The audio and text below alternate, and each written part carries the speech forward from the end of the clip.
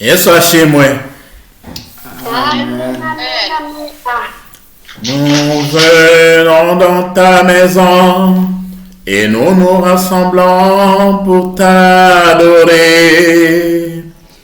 Nous venons dans ta maison et nous nous rassemblons pour t'adorer.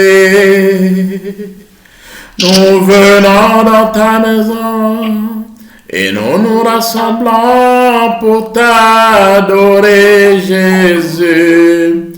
Oh, t'adorer, te louer, Seigneur.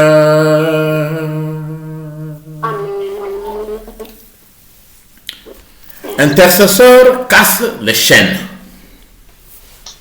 Binginzi chagagura imigozi. Toi qui es intercesseur, même quand on est pasteur, on est docteur, on est bishop, on est évangéliste, mais on est automatiquement des intercesseurs.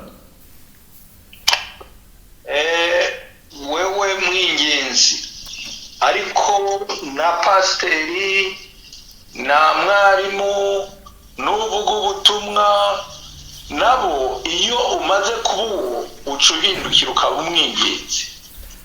Intercéder, c'est prier pour. C'est-à-dire que nous prions pour les autres, pour le peuple, pour notre pays, pour nos familles. C'est ça le sens d'intercéder. Ukwinginga bisigura cyane cyane kwingingira abandi. Mu yandi majambo no gusengera abandi, gusengera imiryango, gusengera ibihugu, gusengera abandi. Mu yandi majambo niho ijambo ry'ubwingizi rihera. Je vais demander à l'homme de Dieu, Papa François, de nous lire le texte dans Actes des Apôtres, chapitre 12, versets 4 à 5. Actes 12, 4 à 5 et Actes 12, 12 à 17.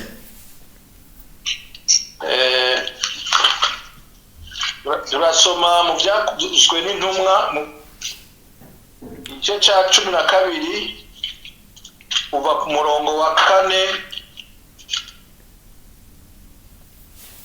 4 à 5. Wa 4 gushika ku wa 5. Reka duhere ngaho hanyuma mu nyuma duce dusoma aho nyene mu gice cya 12 kuva ku murongo wa 12 gushika ku wa 17. Nasoma mu izina rya Yesu. Amen. Amen. Kuva ku murongo wa 4 be n'umurongo wa 5. Amaze kumufata amushira mu ibohero, amuha abasoda 16 kumurinda ari bane agira ngo azomushikiriza abantu Pasika iheze.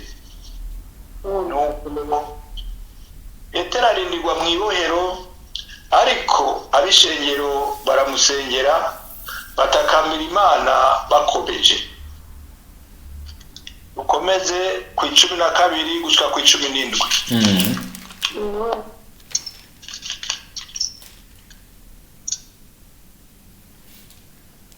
Amaze kuvyiyumvira aja kwa Mariya nyina wa Yohana ariwe Mariko, aho benshi bari bakoraniye bariko barasenga. Petero akomanga ku rugi rw'irembo, umukobwa w'umushumbakazi yitwa Rode aja kumvira. Amenye ijwi rya Petero, akanyamuneza kamubuza kugurura, arirukanga arinjira ababarira yuko Petero ahagaze ku irembo. Baramwishura bati urasara. Nawe avuga ashimitse ko ari ivy'ukuri. Bati ni umumarayika wiwe. Ariko Petero ashishikara gukomanga, buguruye baramubona arumirwa. Arabamama abiganira uko umwami Imana yamukuye mu ibohero, arababwira ati ibyo mubarire Yakobo na bene data bandi arahava aja ahandi. Mwakire ijambo ry'Imana. Amen. Amen. Alléluia. Amen. Alléluia. Amen. Amen. Amen. Amen. Amen. Que Dieu te bénisse pour la lecture, homme de Dieu. Urakoze cyane. Merci pasteur. Nous voyons ici, le verset 4 à 5, que Pierre a été jeté en prison. Nous connaissons bien l'histoire, nous l'avons entendu à maintes reprises. Turabona ku murongo wa kane n'uwa gatanu ko Petero yatawe mu ibohero. Ibitego bwa mbere tubyumvise turabizi. Mais ce qui m'a interpellé aujourd'hui, c'est de voir que quand Pierre est jeté en prison, l'Église était en train d'adresser des prières à Dieu. L'Église.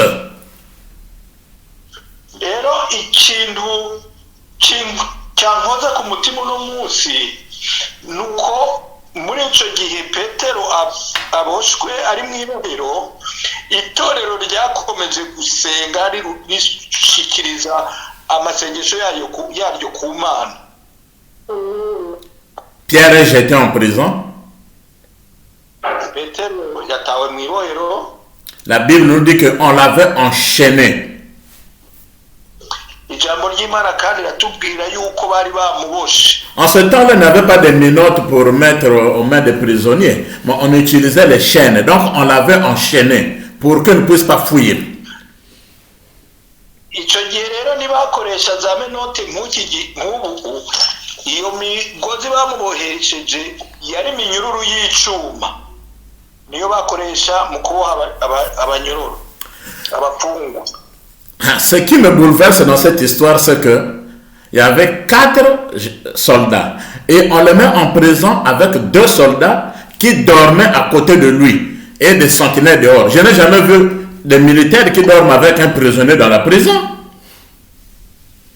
Ikindi gitangaje, ijambo ratubwira ko bamupfunze, bamuhaye abasoda babiri bamurara iruhande mwibohera imbere n'abandi barara ku mwango.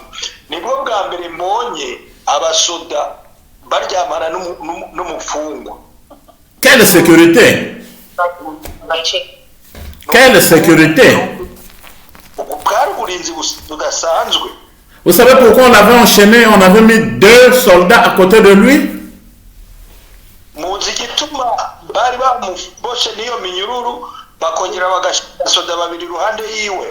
Celui qui l'avait fait jeter en prison, c'était bien Hérode.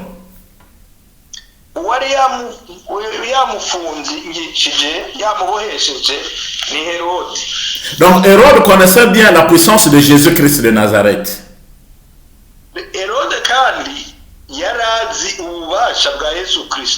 Donc il savait que Jésus-Christ pouvait disparaître, Jésus-Christ pouvait frapper les gens d'aveuglement. Or Pierre était le proche de Jésus-Christ de Nazareth.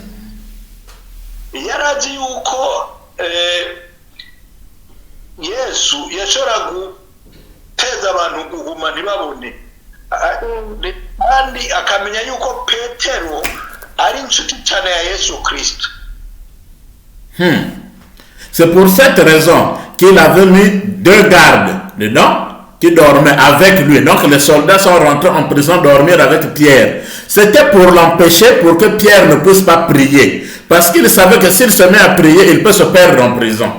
Alléluia. Amen.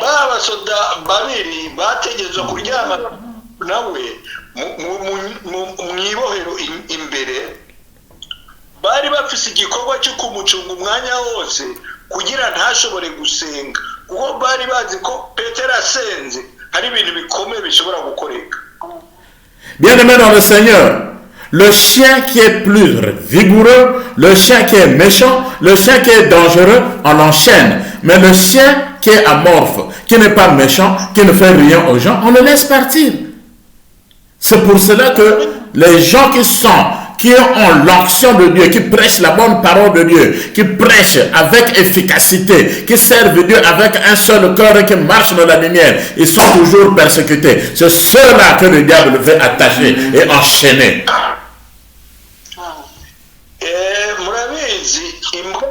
impara imwe iteye ubwoba abantu barayibuha bacira ku mugozi, ariko imbwa yindi yoroheje na kimwe bareka ikagenda. Rero n'abakozi b'Imana bakorera Imana mu kuri no mu mwuka, basenga Imana bakavuga ubutumwa bwiza no mu mwuka, Satani nawe arababoha kuko abazi ibibasohokamo, yabazi ibikorwa byabo. Abo nibaboha agerageza kuboha kuzibiranya ibibarimwo, nayo atacu bariko barakora arabareka bakidegembya. Mais ne vous en faites pas. Déjà dans Ésaïe chapitre 61, le verset 1, Ésaïe 61, le verset 1, ariko nimugire ubwoba kuko mbere muri Yesaya 61 umurongo wa mbere, la Bible nous dit ceci: l'Esprit du Seigneur, l'Éternel est sur moi, car l'Éternel m'a oint pour porter la bonne nouvelle aux malheureux. Ijambo ry'Imana riratubwira ngo umwuka w'Imana uri kuri jewe, kandi yandobanuye kugira mbwire ubutumwa abamerewe nabi.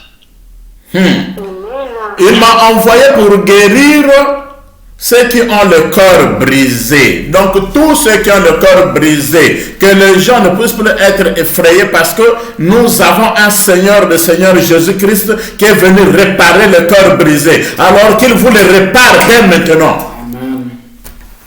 Yanumye kandi gutubika abafise imitima imenetse, gukiza imitima imenetse. Nico umwami wacu Yesu Kristo akora, aza gukiza imitima ibabaye, imitima imenetse. Rero abafise imitima yose imenetse ayireme muri mwese muri kano kanya, ibe mizima mu izina rya Yesu Kristo. Pour proclamer aux captifs la liberté. S'il y a une liberté, c'est qu'il y a des gens qui sont d'abord tenus en captivité. Ce sont des prisons visibles et invisibles. Qu'ils soient libérés aujourd'hui. Que vous soyez désormais libres au nom de Jésus-Christ de Nazareth. Kandi anumye no kumenyesha ababoshwe ko babohowe, niko imbohe zugururiwe. Rero iyo bavuze imbohe haba hariho ukuboha mu mwuka canke mu kanye. Rero ndatangaje mubohoke mwese mu izina rya Yesu Kristo. Et la dernière phrase dit: aux prisonniers la délivrance. Donc il y avait bien des prisonniers. C'est Ésaïe qui voit cela il y a beaucoup des années avant que Jésus-Christ ne vienne. Mais cette parole s'adressait bien, parle de Jésus-Christ. Ijambo rya nyuma rihereza ko ni imbohe ko zugururiwe. Icyo gihe Yesaya bivuga yarazi ko ari ababoshwe, ariko yari imyaka myinshi cyane imbere y'uko Yesu Kristo aza. Ariko uwo yavuga aza kubabohora yari Yesu Kristo. Pierre est jeté dans la prison. Petero atawe mu ibohero. La Bible nous dit que surgit un ange qui est rentré dans la prison. L'ange était rentré par où? Il était envoyé par qui? Par Dieu. Ijambo ry'Imana ratubwira ko umumarayika yinjiye mu ibohero. Yinjiye aciye arungitswe nande? Ico tuzi yararungitswe n'Imana. L'ange était bien la réponse de l'église, parce que Pierre enchaîné ne pouvait plus prier, ne pouvait plus s'agenouiller. Alors il y avait des intercesseurs qui intercédaient pour Pierre. Intercesseurs cassent les chaînes aujourd'hui de prison. Umumarayika yaje ari igisubizo cy'amasengesho y'itorero, kuko Petero aho yarari ntiyashobora gusenga, ntiyashobora gupfukama, kuko yaracunzwe kugira ntabikore. Rero umumarayika yaje abasenze n'itorero n'abinginzi. Rero abinginzi uno munsi muce imigozi mu izina rya Yesu. Alléluia. Amen, amen, amen. La Bible dit qu'il y a eu la lumière dans la prison. Ça veut dire qu'il y avait le noir. Or, la Bible déclare aussi que les ténèbres ne régneront pas toujours. La lumière du monde, c'est Jésus-Christ. Qu'il rentre dans ta vie, qu'il rentre là où on a mis ton nom, qu'il rentre là où on t'avait bloqué et qu'il te délivre, qu'il ait une lumière. umumarayika yinjiye mu ibohero, ijambo ry'Imana tubwira ko haciye haboneka umuco. Habonetse umuco ni ukuvuga ko mu bisanzwe hari hijimye, hari hirabuye. Rero no mu buzima bwawe, no mu buzima bwo ku isi hariho ukwirabura, ariko ijambo rirongera rikatubwira ko Yesu Kristo ari we muco. Reka rero umuco wa Yesu Kristo umurikire, ubinjiremo uno munsi mu izina rya Yesu Kristo. Et quand l'ange rentre, il lui dit, lève-toi promptement, donc mets-toi debout. Il n'a pas dit, maintenant je te coupe les chaînes. Il n'avait pas quelque chose, un couteau, quelque chose qui pouvait couper les chaînes. Mais les chaînes sont tombées comment? Au travers la parole de l'ange. C'est la même parole que je vous prêche aujourd'hui. Celui qui entend cette parole, que les chaînes du diable, que là où le diable avait enchaîné, quel que soit ton problème, que tu sois libéré, que tu sois désormais libre au nom de Jésus-Christ de Nazareth. Amen. Umumarayika kundi yinjiye yabwiye Petero ati haguruka. Ntawe ijambo ritwereka ko yaciye imigozi, yazanye ibyuma byo guca ya minyururu. Yavuze ijambo gusa, haguruka. Iminyururu ica yonyene irikorora. Rero iryo jambo yakoresheje niryo jambo nibwo butuma ndiko nababwira uno munsi. Umutwe wese ufise iminyururu mu buzima ukwisa wose icika mu izina rya Yesu Kristo. Et Pierre sort de la prison. Petero asohoka mu ibohero. L'ange lui dit, suis-moi. L'ange était devant, Pierre était derrière. Or notre Dieu est devant comme l'alpha, derrière comme l'oméga, au milieu comme Emmanuel. Et rien ne pourra nous nuire au nom de Jésus-Christ de Nazareth. Rero umumarayika amubwiye ngo basohoke, umumarayika yagiye imbere, Petero aje inyuma. Natwe dufite Imana, Yesu wacu ntiyarushwa aturi imbere. Niyo akongera akatubamo hagati nka Emmanuel. Biboneka ko ahantu nawe ikintu gishobora guca ngo kidushikire tureme mu izina rya Yesu Kristo.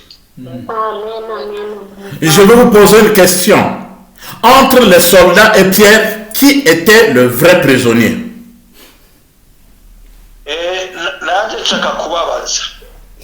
Alléluia. Puisque Pierre est sorti de la prison, les soldats sont restés. Donc les soldats étaient les vrais prisonniers. Pierre était désormais libre. Soyez désormais libres au nom de Jésus-Christ. Hagati ya Petero n'ababasoda ninde yabaye umunyororo, ninde yabaye umupfungu? Ko Petero yasohotse babasoda bamucunze bakagumayo. Rero Petero yarasohotse aridegemvya, abandi bari bamucunze baherayo. Uno munsi namwe ndabatangariza mwidegemvye mu izina rya Yesu. Les trous qu'ils ont creusés pour qu'ils vous mettent, qu'eux-mêmes ils tombent dans ces trous. Les cercueils qu'ils ont déjà préparés pour vous, qu'eux-mêmes ils rentrent dans les cercueils, vous sortez. Les chaînes là où vous avez enchaîné, sortez et remplacez vos ennemis, qu'ils soient eux-mêmes enchaînés. Alléluia. Amen. Muhasimbe abayibateze barimo aribo bayigwamo, aho babateze amasanduku y'urupfu. Muhasimbe abakoze amasanduku ariyo bayagwamo, ababateze cyose mu kibohokemo mu gisimbe, uwabateze ari wasigara mu izina rya Yesu. C'était une force commune, la prière commune Vraiment, je déplore les gens qui disent, moi je ne vais pas à l'église. On commence à diaboliser les pasteurs, les églises, que tous les pasteurs ne sont pas mauvais, toutes les églises ne sont pas mauvaises. Je vous demande de fréquenter les églises, car c'est là où travaille le Saint-Esprit. Le Saint-Esprit n'est pas singleton, il ne peut pas travailler seulement en une seule personne. Il travaille dans le groupe. Amen. bariko barasenga bari hamwe igikorwa cya benshi bari hamwe kandi amasengesho yumviwe ku buryo bari hamwe. Uno munsi rero ndatangazwa n'abantu bavuga ngo ndashobora gusenga uko ajenye n'imuhira ndasenga akaguma tukamatora akaguma tukabapasiteri niyo abari abatagororotse hariho n'abagororotse. Rero ubumwe bugira imbaraga no mu gusenga gukorera Imana dukwiye kuba mu bumwe. Alléluia.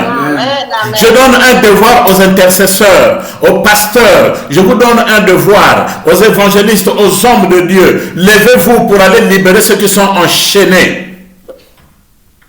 Ndabahaye igikorwa abapastori, abayinginzi, abavugabutumwa, uno muhaguruke mugende kubohora ababoshwe.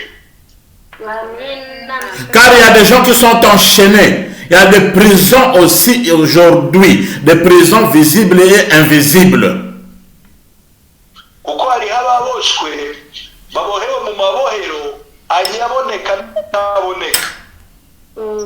Vous savez ce que les gens font? On est plus dans les... On se moque, on rit de celui qui est dans la souffrance. Tu pries pour une personne, tu te mets encore de rire sur son sujet. Non, lui ça l'apprendra, c'est bien qu'il soit en prison, c'est bien qu'il souffre. Oh, ce problème-là vraiment, il va souffrir. Hein? Quel genre de chrétiens nous sommes aujourd'hui? Des hommes de Dieu qui se moquent. Au lieu de se moquer, prie pour celui qui est dans la souffrance.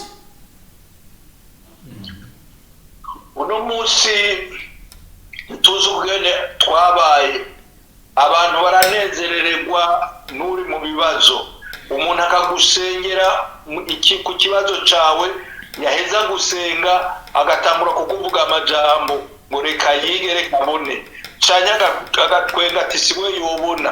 Turi abakristo bameze gutuno munsi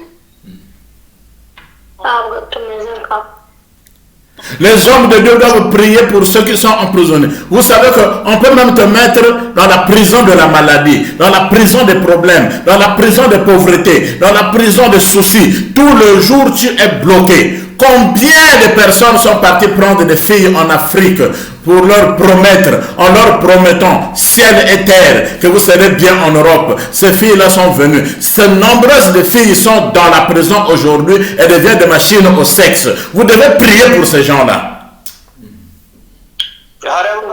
mu buryo butandukanye kubohwa mu buryo bw'ibyiyumviro, kubohwa mu buryo bw'ubukene, kubohwa mu buryo bw'amagara. Hari n'abandi bagiye gutora abakobwa muri Afurika bababwira ko bazokubaka bazomererwa neza. Uno munsi nabone babagize nk'imbohe. Amatorero ni byiza sengera mwene abo bantu bose. Nombreuses de filles ont été traînées par Boko Haram. On les a menées dans la forêt. On a récupéré certaines. Mais jusqu'aujourd'hui, il y a de ces filles qui sont bloquées. S'ils ont dit qu'ils sont en train de convertir en musulmans, en islam, ça veut dire que c'était des chrétiennes. Où sont les pasteurs? Où sont les intercesseurs? Nous devons nous lever dans la prière. Quand il y a des gens qui sont même emprisonnés aujourd'hui, inarbitrairement, ils n'ont rien fait à cause du problème de politique, des opinions, on le met en prison, ils ont en train de pourrir en prison. C'est notre devoir de prier pour que les chaînes du diable se cassent. Alléluia. Harabatwawe mu ntambara, hari za Boko Haram zatwaye abana b'abakobwa, hari benshi bari imbohe bambuwe mu buryo butandukanye. Amatorero rero dukwiye guhaguruka, abinginzi dukwiye guhaguruka tugasengera mwe mbara. Bien-aimés dans le Seigneur, un enchaîné ne peut pas déchaîner une personne. C'est pour cela, vous les intercesseurs, nous les serviteurs, nous devons d'abord être déchaînés nous-mêmes pour aller déchaîner ceux qui sont dans des prisons. Que les chaînes tombent aujourd'hui. Bakundwa uboshwe nawe ntashobora kubohora uyundi. Rero ntidushobora kuba abinginzi baboshwe, abapastori baboshwe, ngo natwe tuze tubohora abandi. Nicyo gituma uno munsi dutegerezwa kubohoka mu izina rya Yesu Kristo. Pierre sort de la prison. Petero arasohoka mu ibohero. C'est comme toi aujourd'hui, je te demande de sortir de cette prison. Nawe ndagusaba gusohoka nawe muri iryo bohero. Si tu crois en cette parole, comme Pierre avait cru la parole d'un ange, or l'ange c'est un esprit, moi je suis la ressemblance de Dieu. Je te demande aujourd'hui de sortir de prison et que les chaînes tombent aujourd'hui. Petero yumvise ijwi ry'umumarayika araryizera. Jewe ndakubarira ijambo ndi mu ishusho y'Imana. Rero umvira ijambo ukaryumvira, nawe imigozi yawe iracika uno munsi. Après avoir réfléchi, Pierre n'est pas parti chez sa femme. Pierre était marié. Il n'est pas rentré dans la famille. Mais après avoir réfléchi, il se dirige vers là où était l'église, là où les gens étaient en train de prier. Dans la maison de Marie qui était la maman de Jean-Marc, l'évangéliste Marc. La reconnaissance. Rero amaze kwiyumvira, Petero yaciye agenda kwa Mariya nyina wa Mariko, aho bari bakoraniye bariko barasenga. Ntabwo yabanje kugenda kuraba umugore kuko yari yubatse, nta nubwo yagiye kubanza kuraba umuryango. Yagiye kuraba ryateraniro ryariko riringinga. Combien de personnes sont venues à l'église, qu'on a aidé dans des églises, quand ils sortent de là, ils trouvent ce qu'ils venaient chercher. Quand tu dois venir à l'église, vas-y, allez vous faire foutre avec votre église. L'église est la source, l'église est le fondement de la vie. Amen. Alléluia. Ni benshi ni bangahe bagiye mu itsengero kubera icyo bagiye kurondera. Icyo kintu bamaze kukironka ntibasubire gusenga. Rero ndababwira, guma mu itorero kuko itorero niryo soko ry'ubuzima. Amen. Pierre arrive devant la porte, nous allons vers la fin. Il arrive devant la porte. Petero yari amaze gushika ku mwango. Il est en train de toquer. Arakomanga. Et on en voit une servante, une pauvre servante. C'est-à-dire qu'elle avait pris le risque. Si c'était des ennemis, on devait d'abord tuer la servante. Mais c'est elle qui va ouvrir. Mais ne vous en faites pas, car il n'y a qu'une servante qui peut aller ouvrir à un serviteur. Le serviteur de Dieu, c'était Pierre, et la servante s'appelait Rhode. Alléluia. Bamaze komanga, barungika umukozi kugurura, umukozi nkuko twabisomeye twa Rhode. Niwe urumva kugenda, ntiyarazi cyaza gusanga, niyo cyare kuba kibi, niwe cyahitana. Ariko umukozi agenda kugururira uyundi, umukozi w'Imana agenda gukorera kugururira uyundi.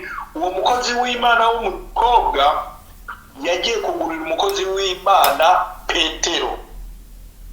Et toi qui es une servante, un serviteur quelque part, on t'envoyait chaque fois, prends-moi de l'eau, fais-moi ceci. Oh, je connais quelqu'un qui était aussi serviteur de son père. On l'appelait David, mais de serviteur, il était passé roi. Oh, que la royauté tombe dans ta vie aujourd'hui.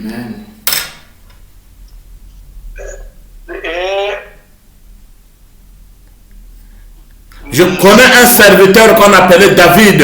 Il était serviteur de son père, mais de serviteur, il était devenu roi. Que la royauté rentre dans ta vie aujourd'hui.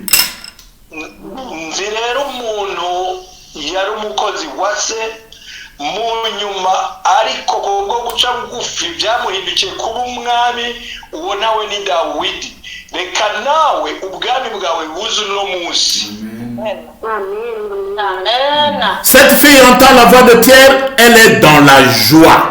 Elle n'est pas dans les pleurs, mais elle est dans la joie. Une servante, la voix seulement, elle est dans la joie. Elle va annoncer aux autres, mais les autres commencent à douter. Vous savez, Une vraie bénédiction est une bénédiction partagée. Et une vraie joie aussi est une joie partagée. La joie était partagée entre Pierre, cette fille et tout le monde qui était dans la salle. Rero wa mukobwa umukozi w'Imana yumvise ijwi rya Petero yaranezerewe agenda kubwira abandi ariko basa n'abatabyemeye ariko baratinda barabyemera bazi kumva Petero. Rero umugisha umunezero nuwo mutagirwandi baranezerewe Petero aranezerwa Rode aranezerwa mbere n'itorero ryose riranezerwa. Umunezero mwiza usangiye n'abandi mbere n'umugisha mwiza n'usangiye n'abandi. Alléluia.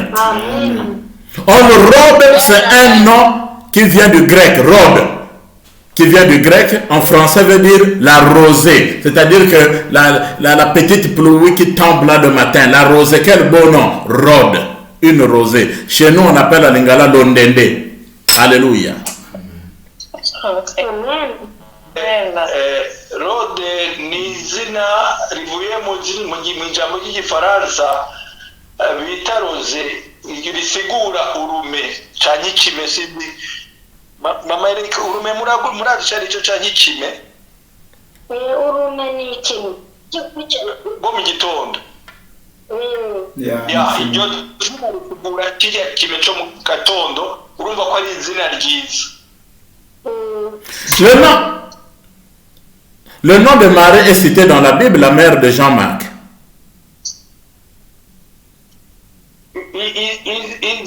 Izina rya Mariya riravugwa muri Bibiliya, uwo Mariya nyina wa Yohani Mariko. Mais le nom aussi de Rode est cité. Tant que la Bible va exister, cette servante est rentrée dans l'histoire. Rentre dans une bonne histoire aujourd'hui. Alléluia. Ariko kandi n'izina ry'uwo mwinyinzi Rode riranditse muri Bibiliya. Rero namwe ndashaka ko amazina yanyu azoba ntibagiranwa mu izina rya Yesu Kristo. Amen. Suivez bien. Suivez-moi bien. Vous voyez, il y a ce qu'on appelle des amis de Thomas. Mukurikire neza, hariho abo twita inshuti za Thomas. Oui. Thomas, on lui dit que Jésus-Christ était ici, il est ressuscité, il doute. Ces gens-là, la fille va leur donner l'information que j'ai entendu la voix de Pierre. On dit non, c'est peut-être un ange de Pierre. C'est-à-dire que l'ombre de Pierre, ça veut dire qu'il est déjà mort, donc c'est son esprit qui est seulement venu le représenter. Vous voyez le doute, les amis de Thomas. Thomas, bamubwira ko Yesu yazutse yatanguye gushidikanya ntiyemeye neza.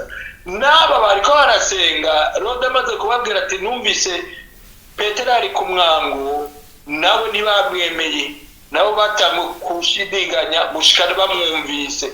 Abo rero mwene abo bemera babonye canke bumvise nibo twita inshuti za Thomas. Pourtant ils étaient en train de prier pour Pierre. Mais la chose est vraie, c'était Pierre, ce n'était pas un mort. Cela aussi va de pair aux chrétiens d'aujourd'hui. Nous voyons la réalité. On te dit sois guéri. Tu es guéri, tu te demandes est-ce que je suis réellement guéri. Tu doutes. Tu es un ami de Thomas.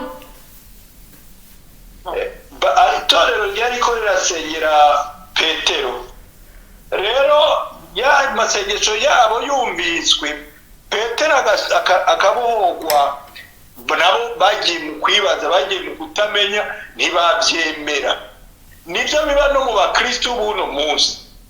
Umwamukristo uramusenya ukamubwira ati genda urakize, akagenda kandi yumva akomeye mugabo gatangura kwibaza ngo mbega nakize. Abo niyo nshuti za Thomas. Ne doute pas aujourd'hui. Tes chaînes sont tombées. Accepte cela, mets ta foi en marche. Que tes chaînes de souffrance tombent, des maladies tombent, de la stérilité tombe, que tes chaînes de échecs tombent, des blocages tombent. Au nom de Jésus-Christ de Nazareth. Amen. Amen. Ntusubire rero gushidikanya, ntusubire kwibaza ngo mbega nanjye byakunze. Uno munsi ndakubwira ngo ibyakuha byose bikoke bicike, ari kubohwa mu buryo bw'umwuka, ari kubohwa mu buryo bw'umubiri, ari kubohwa mu buryo bw'ubutunzi. Ndagutangaza ngo bicike. Wewe shyira ukwizera kwawe nk'imbaraga, ukomeze kwizera, urabe yuko bidakureka. Amen, amen, amen. Et quand il rentre, il fait chut. Quand il rentre dans la maison de prière, il dit chut. Ne faites pas de bruit, soyez silencieux.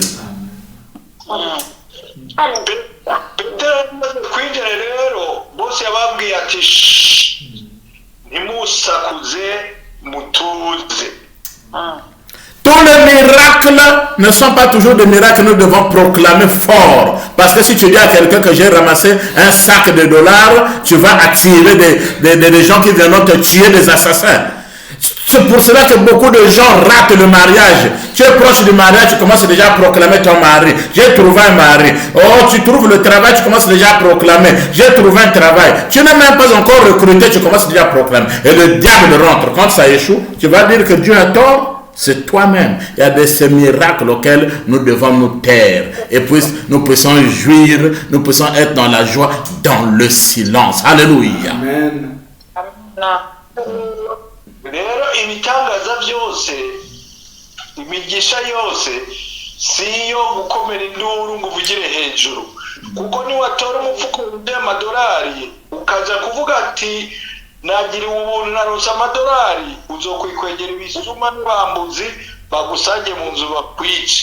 Rero hari ibitangaza umuntu ategereje kubigenza buke buke. Nicyo gituma uno munsi ari abantu baba bimirije kubaka, ugasanga arababyinjiyemo birapfuye kubera yuko yabitangaje hakiri kare. Ugasanga umuntu agiye agira akazi agatangura kubivuga ataranakemererwa, satani nawe akinjiramo byose akabivayanga, ugasanga birononekaye. Hari ibitangaza byo kubamo buhoro buhoro mu munezero unyengetera atari ugushira hejuru. Alléluia. Amen. Et pour finir, la Bible dit qu'il a commencé à raconter son histoire. Or, en français, on dit que l'histoire est le récit des événements passés. Que tu commences aussi à raconter ton histoire. Comment est-ce que Jésus-Christ avait brisé tes chaînes de souffrance. Alléluia. Amen. Rero ijambo ritubwira ngo yaciye atangura kubabwira ibyabaye. Ni ukuvuga ibyabaye niba byabaye mbere byararangiye. Nawe rero reka ibikuboce byose ubiyage nk'ibyarangiye. Byabaye mbere byararangiye mu izina rya Yesu. Il racontait l'histoire auquel, à l'église, les gens qui étaient rassemblés en train de prier. L'église, la famille ecclésiastique est plus importante que la famille biologique. Parce que le mari et la femme se séparent quand il y a la mort. Les enfants, quand nous allons mourir, au ciel, il n'y a pas de mariage, il n'y a pas des enfants, il n'y a pas des oncles, il n'y a pas de tantes, il n'y a que Jésus-Christ. C'est la grande famille qui sera enlevée pour être à côté de Jésus-Christ. Considérez l'église au nom de Jésus-Christ dès aujourd'hui. Amen. Alléluia. Yagira abandi, yagira itorero, yaragira urusengero ririko rirasenga. Ntabwo yagiye kubanza kuyagira umuryango. Mumenye yuko umuryango wo mu mwuka, umuryango wo mu itorero ukomeye cyane. Uko mu ijuru nta mugabo n'umugore bazobayo, nta mubyeyi n'abana. Umwe azogenda ukwiwe, undi agenda ukwiwe. Ariko irizoduzwa hazoduzwa umugeni wa Kristo rya torero rimwe niryo rizoduzwa mu ijuru. Nicyo gituma nabingingira kuha agaciro itorero. Il a dit, allez dire à Jacques, allez dire à un tel, laisse que les gens partent raconter maintenant ton histoire, comment est-ce que Jésus t'a délivré de souffrance, comment est-ce qu'il a cassé les chaînes. Ce n'est pas toi qui dois parler, mais tes miracles vont parler à ta place. Alléluia. Amen.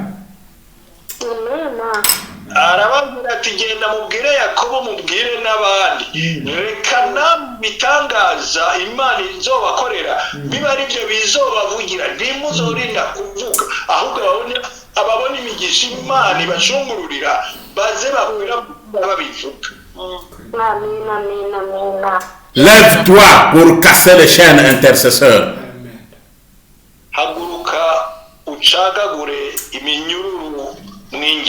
Nous devons les casser comment? De même que les soldats gardaient Pierre en prison. C'est la surveillance. Il y a des esprits de surveillance que le diable envoie. Des caméras mystiques, des satellites, des télévisions, des photos mystiques. Là, on est en train de te surveiller. Un tel, il commence à travailler, on doit le bloquer. Un tel, il veut se marier, on va le bloquer. Il faut casser cela par le feu de Dieu. Envoyer le feu. Que tout ce que les instruments du diable puissent prendre feu dès aujourd'hui et que les gens soient déchaînés au nom de Jésus-Christ. Alléluia.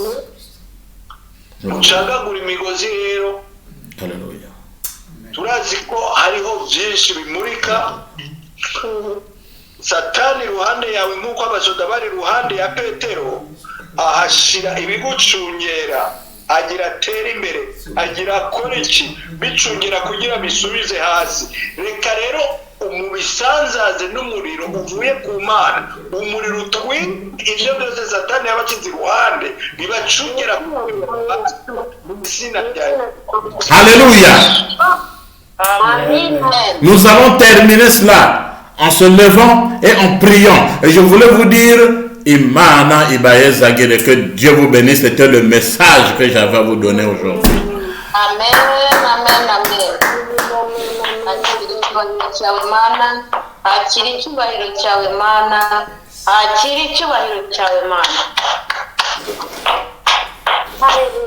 Que Dieu vous bénisse. Yasabye yuko mu kurangiza twohaguruka